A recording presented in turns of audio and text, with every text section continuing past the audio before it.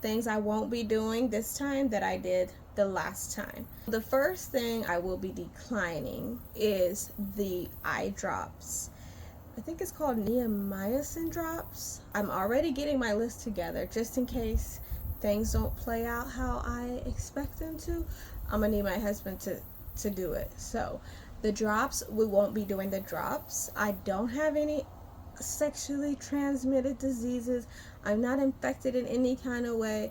I got 100% bill of health, so there's no need for me to, as soon as the baby comes out, stress the baby with these eye drops that are only for the purpose of has some type of infection, should I say, some type of infection, STD infection. So there was no need for me to have that. I just start thinking about all the things that those drops, like, do those drops prevent the baby from seeing? Like, does that blur the baby's vision? Like, when you go to the eyeglass and they put those drops in your eyes and the kids can't see for an hour or two, like, I just wonder. Then it's going in your eyes, and then it's in your head, and then you have your brain, and like, I'm just got all these other questions. And so why are we even doing that to our newborn? And then the way they just be pulling their eyes back, they be sticking their fingers in and pulling their eyes back, and they be like that, and I be like, it is like, you don't gotta do all that. Like, they really be trying to get them eyeballs open. And it remind me of how that man was trying to get that woman's eyeballs open in that movie Bird Box, when the light, he was trying to get her, he was trying to open her eyelids, trying to get her to be exposed to the light so she could turn mad. No, that's just unnecessary. We don't need to do that. One. Second one, the Hep B, that's from blood and needles. That's like a drug. The baby is not going to be exposed to any type of drugs. So there is no need for that vaccine. Pure point blank, bottom line, it's not happening. I'm not doing it. I'm not doing it. And I'm going to be nice about it, because I don't really, I have to feel the situation out. So I'm not really going to be like, no, did you know that this and this vaccine hasn't even been tested, and it was only good for they only tried it for 4 days. And I'm not going to say that. I'm going to just be like, oh, maybe later. Just depend on how I'm feeling, or how this person, what's going on. So I might just say, like, no, not right now. That's what I'll do.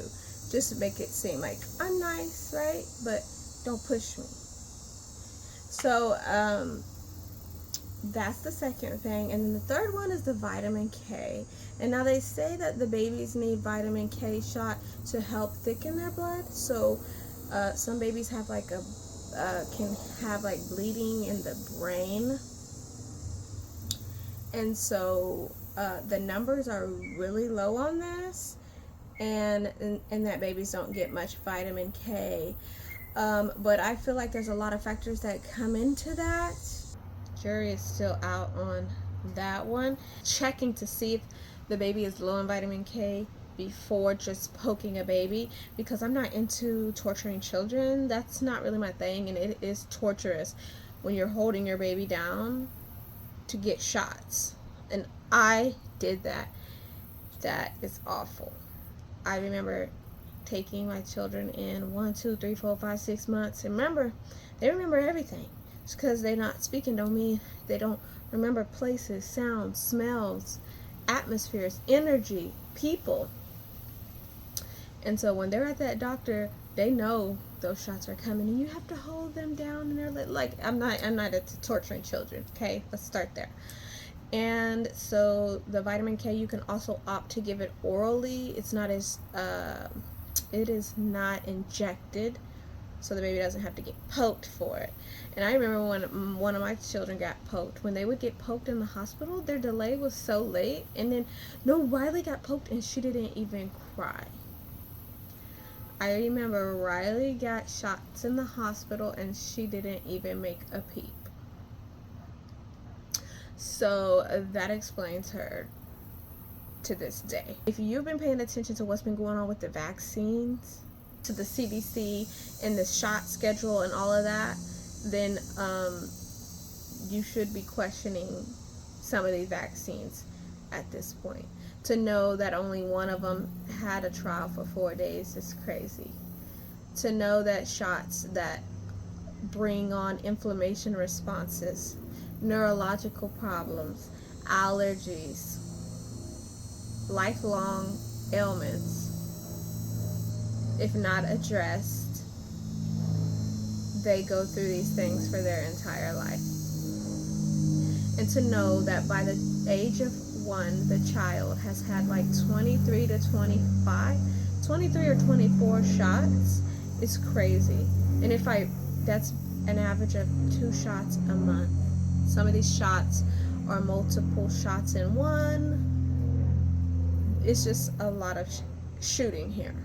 The cord cutting, I'm going to ask for a delayed cord cut for obvious reasons, just to help get more of that nutrients, just to complete the transfer. And I was talking about this to my mother-in-law the other day, and I asked her, I said, do you know how many shots is on a child schedule up until the age of 1? And she was like, how many? I was like, 23, 24 shots.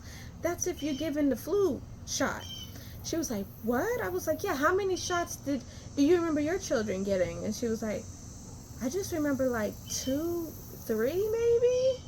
And I was like, yeah, 2 or 3, you're right, because I believe way back when her children was born, they only got 3 shots or 2 or something like that. And I said, yeah, that's too many shots. And I said, and the autism levels have spiked. Nobody's wondering why. Like, and we know that children that have high levels of metals in the system are autistic. Like, that's a fact. When a child has high levels of metals, that's directly linked to autism.